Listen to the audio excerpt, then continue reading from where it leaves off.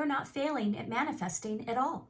Maybe you already are a master manifester, and you might think, how can that be true if I consistently manifest the opposite of what I desire? Well, here's the truth. Manifestation is not about what you wish for. It is about what you consistently focus on.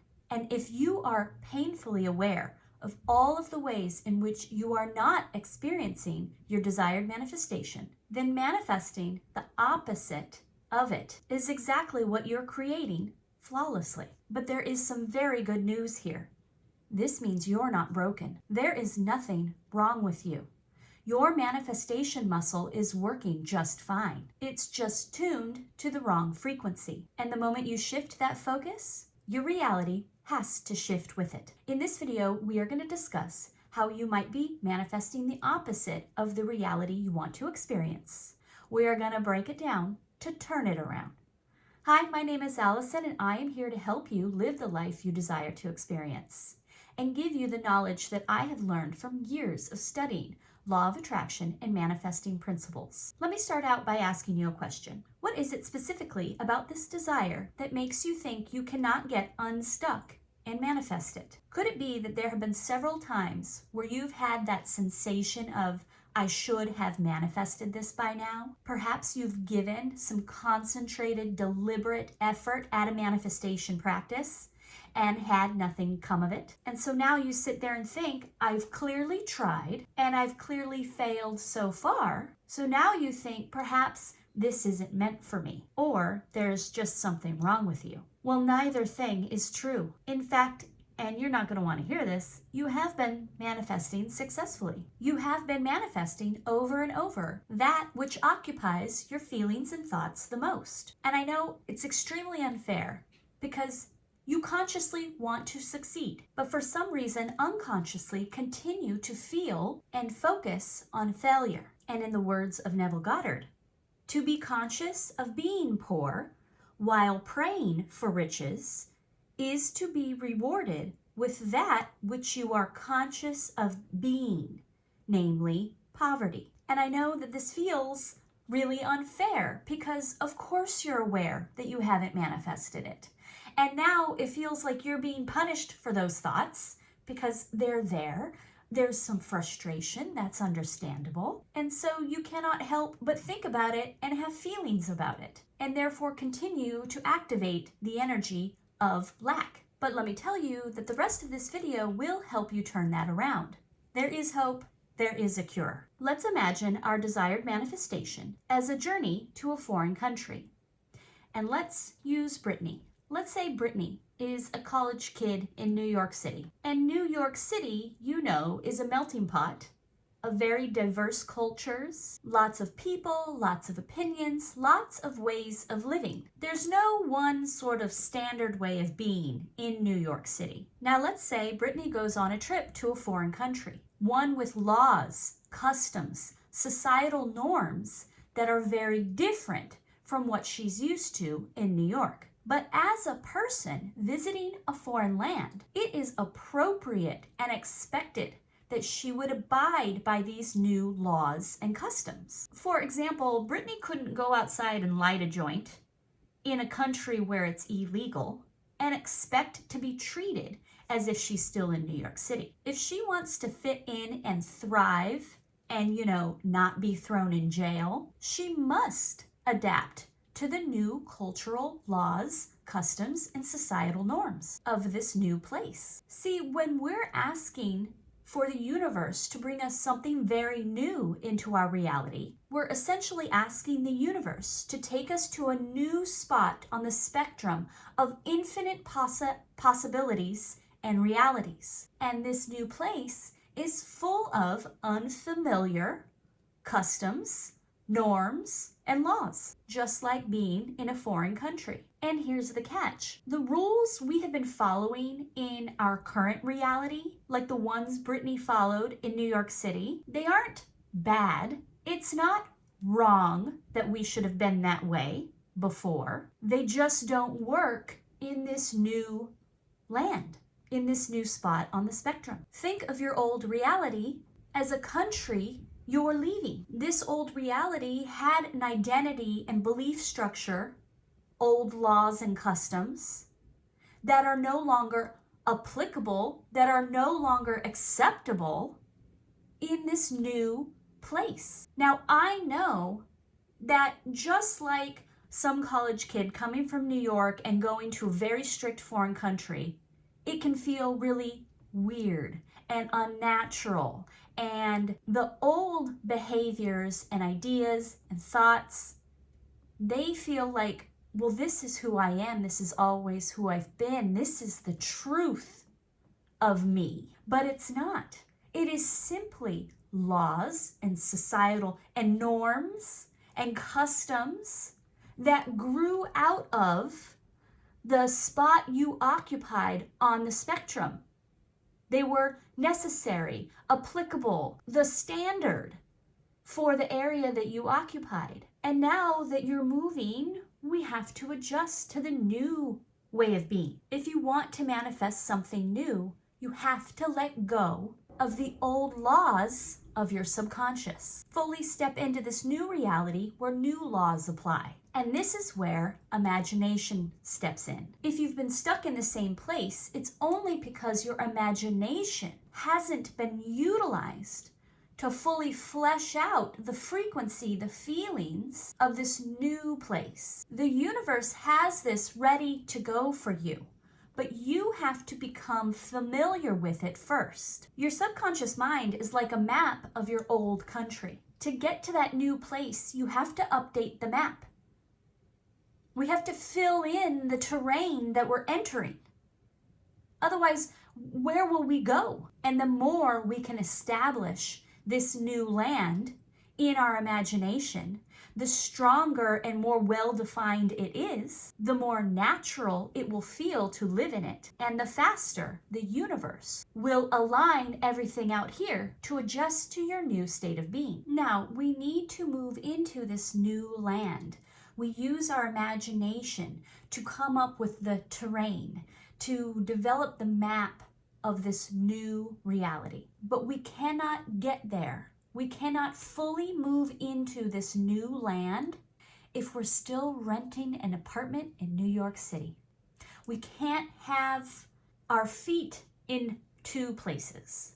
So I'll bet that you're thinking I'm going to give you some steps on how to move into this new land, because it is the most fun to think about our manifestation. But in fact, I find it far more powerful and constructive for us to discuss two common ways in which you might still have your feet firmly planted in your old current reality. And how if we don't knock this loose, we cannot move into this new place. So pitfall number one is to force it. So some people here, you need to change your identity. Your identity now needs to align with this new manifestation and reality. So people will often think that means to force some change. If I want to be wealthy, then I need to act like a rich person, save a ton of money, get a higher paying job, own luxury goods. But here's the problem. If you're forcing external changes, then you're still sitting internally in lack. And that's why you keep manifesting the opposite. So the point is, how can we adjust our internal state of being so that the things that we're doing are in alignment with our desire and not in alignment with lack of having the desire? So rather than asking, what do I need to do? Or even, who do I need to become? We flip that question and instead ask, in what ways am I already aligned with my desire, but I keep labeling it as a negative? So let's think about it. Maybe, do you buy coffee every day? Being able to go somewhere and pay money for coffee is a sign of wealth. But many people engage in that wealth behavior and immediately follow it with guilt. They might say, yeah, I spend money every day on coffee, but actually I feel like that's probably bad money management. Then usually someone's parent's voice kicks in and says, if you put that money in a savings account, you'd have a decent amount of savings by now and be a more legitimately wealthy person. See, this is an example of you being aligned with wealth, but resisting it. You're experiencing financial flow, but instead of embracing it, you're focusing on why it's wrong. And because we don't do anything to shift that belief, you will manifest more feelings of guilt and lack and resistance to wealth alignment. So instead, what if we took current ways we are already aligned and insisted that that's all they are, is an alignment with my desire. And we allowed ourselves to drop the other meanings. So for example, in your new reality, buying coffee isn't reckless, it's a flex. It's a statement. All my needs and wants are always met. Money flows to me and through me with ease. You're taking something in your current reality and removing the lack and struggle from it and making it be in alignment with your desired path. For example, maybe you want to be a healthier person and you have a salad at lunch and you think, I had a salad at lunch, yeah, but I also had a side of bread and I had a soda with it, so it doesn't really count. You know, that wasn't really a healthy lunch. You give yourself no credit for it. So instead, it could be, that salad was enough. My health isn't decided by quantity of healthy items. It's decided by my focus on the healthy items I do eat. Having that salad felt good today. What we're doing is removing the old lack and feelings of inadequacy, of it having not been enough to affect change, and instead insisting this is exactly enough to affect change. So ask yourself, what old negative beliefs am I ready to release? How can I allow what I already do to be a sign that I am in my desired state? What old laws am I ready to let go of? And what new law do I want to set for myself that supports my manifestation? I know wealth is vibrational, is frequency, is not dependent on my saving every nickel. I know that the universe doesn't care if I spend $7 every day on a coffee. To me, it feels good and represents how abundant money flows. Your perspective is what dictates your reality. When you let go of the resistance and simply allow yourself to claim the proof you already have, your entire world will start to shift in favor of your desire and not the opposite. The second mistake that people make is clinging to their old identity even when they say they want to change. They think things like, I want a new life, but my situation is harder than most people's. Other people can manifest easily, but I have real struggles. I don't have the luxury of believing things will just work out. I'm sure you can see and hear that that type of thinking is someone who is arguing for their limitations. They want to change, but they're unwilling to release the identity of someone who has it hard. And as long as that belief is in place, they will continue to manifest struggle. And the fix here is to identify the ways in which we're insisting our reality stay the same. So here you want to identify common feelings and thoughts that start with, I always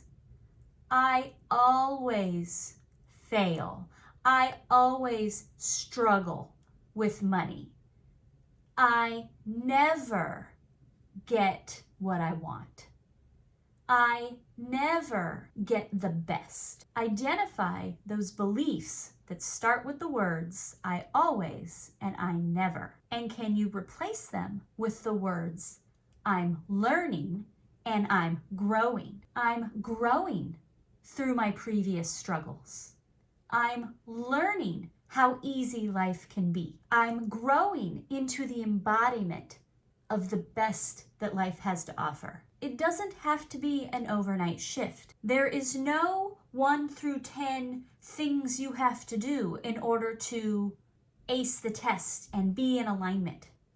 Any shift, any small tweak, anything that sparks a vibrational change is enough. But if you keep reinforcing the identity of someone who can't manifest easily, you'll keep proving yourself right. So what's the outdated belief that you are ready to drop today? Put it in the comments so that we can all learn to step and grow into our new reality. I hope this video was helpful to you, and I look forward to bringing you more. Thank you.